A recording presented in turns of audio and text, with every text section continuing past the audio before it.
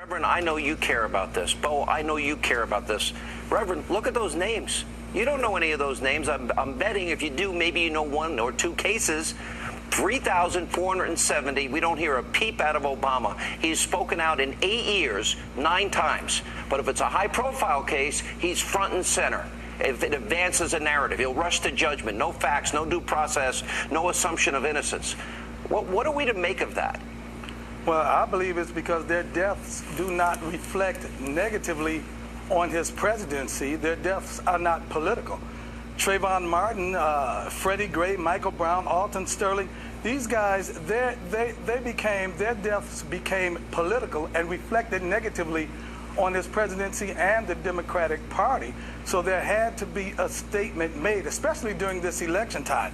But you know what we lack right now, and Dr. Ben Carson alluded to it, what we don't have right now is that one singular unifying black leader who commands both respect and obedience. Martin Luther King commanded respect and obedience by his followers. Even Malcolm X commanded respect and obedience by his followers. They said of Malcolm X that he was the only man that could start or stop a race war. But President Obama does not have that type of obedience, nor does he have that type of respect.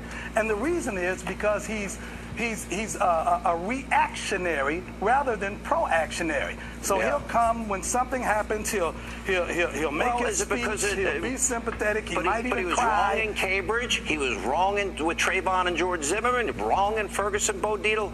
You know something? And then this narrative becomes very anti-cop. When look at all these people, we don't know those people's names. You know, I was a homicide detective. Today I did a lot of homework. I got pages and pages and pages. People don't realize since January this year, 2,110 people were shot.